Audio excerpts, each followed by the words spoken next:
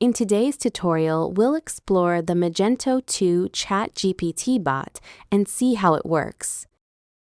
Apart from this, I would like to mention that if you need extensions for increasing the sales of your e-commerce store, then you can visit store.webkul.com and explore our number of products for every technology.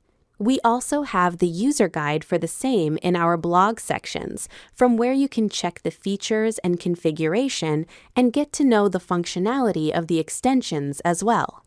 Now let's move back to our video. This is our Magento 2 admin panel. To enable the module, go to Stores, then open Configuration. Under the General Settings, you can configure the module. To enable the module, select the Yes option.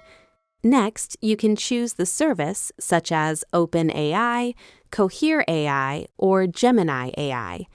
Then, enter the secret key for the selected service. After that, select the chat model and embedding model. In the next option, you need to select the attributes to train the ChatGPT bot. You can also enable train super attributes of configurable product. Here, you can also define the maximum token limit. You can also set the number of products to display in the chatbot query's output. Here, you can define the output dimension as well. Next, enter the pinecone secret key and pinecone index. You can also configure the front-end chat window, such as its position and color. Along with this, you can set the chat window profile image and title. You can also enable guest mode and define the chat expiry for guest users in case there is no response. From the admin dashboard, you can also check the chat history.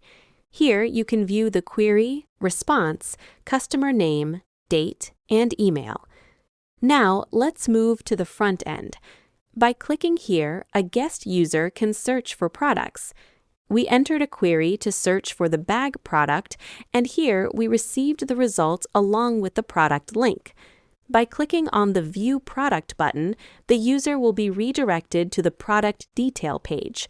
From there, the product can be added to the cart, and the user can proceed to checkout. Now, we are going to check the Order option.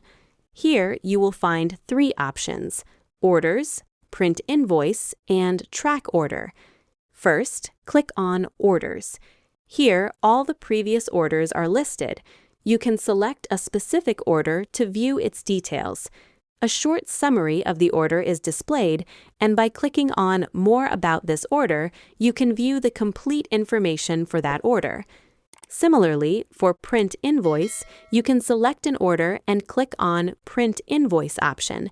It will redirect you to the invoice page for that particular order. Lastly, we have the Track Order option. Select the order and click on Track Order. It will redirect you to the order page where the customer can track the shipment. And that's all about the functionality of this module. I hope you like it. If you have any queries, please contact us at support@webkul.com or raise a ticket at webkul.uvdesk.com. Thanks for watching, and stay tuned.